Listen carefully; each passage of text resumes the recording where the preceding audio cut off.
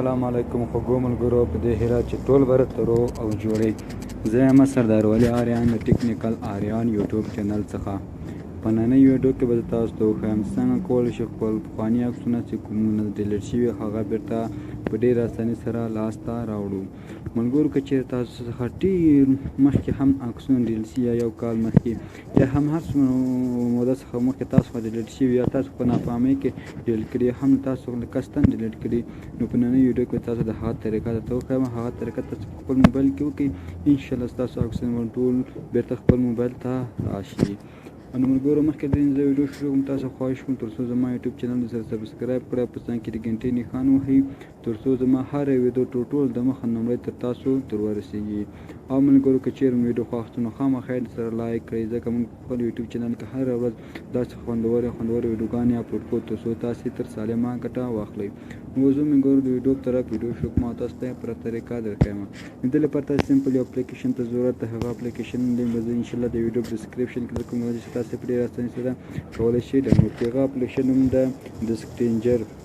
دغه اپلیکیشن په ذریعه تاسو کولی شئ چې خپل ډیلیټ شوي ډیټا بیرته څنګه کوي لاسته راوړئ. ملګرو دې اپلیکیشن د ویډیو په ډسکرپشن کې درکوم، لومړی په دې باندې سمپل تاسو کلیک وکړئ. نو داسې یو انټرفیس به تاسو ته راوړي. دلته لیکلي سټارټ بیسیک فوټو سکان، نو په دغه اپشن باندې کلیک وکړئ. نو په دې باندې اپشن کلیک وکړو، نو یو څو شېبې به انتظار وکړو. بس دلته څنګه ملګرو سرچ روان دی، هغلته سرچ روان دی. څومره عکسونه ستاسو ډیلیټ شوي په دغه صفحه کې څنګه بیرته یې تاسو ته راښیي. اوس به یوه شېبه انتظار وکړو. بس تا د ملګرو یو څو عکسونه یې راواخیستل. دلته ملګرو تاسو انتظار وکړئ که ستاسو په دې ملګرو 160 فایلونه او 270 عکسونه تر اوسه پورې راخیستي دي. همدا سر څنګه د ریکاورینګ دا څنګه ده همداسې روان ده. دا دوام کوي تر هغې پورې چې تاسې ټول عکسونه څنګه شي په موبایل کې بیرته راواخیستل شي. ملګرو نو همدا طریقه ده چې طریقه مو خوښه شوې وي. ملګرو همداسې لږ انتظار کوو څومره عکسونه ستاسو څخه ډیلیټ شوي هغه ټول عکسونه دلته بیرته څنګه کې تاسې بیرته راوستی شي.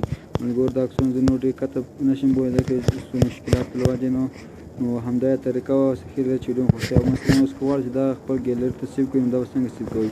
نو سمپل به دا د ټیک خانه څنګه کوئ ټیک مارک کوئ.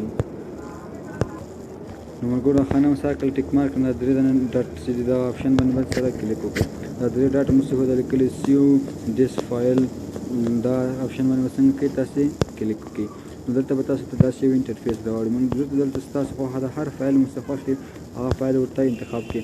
مثلا د انډرایډ په دغه فایل په انتخابونو دلته تاسو څنګه کوئ اوکې اپشن باندې څنګه کوئ کلیک ته سره وکړئ. دلته لیکلي ناټینګس اپشن باندې څنګه کوئ کلیک وکړئ. ستاسو د هغه عکس به څنګه شي ګیلري ته سیو شي.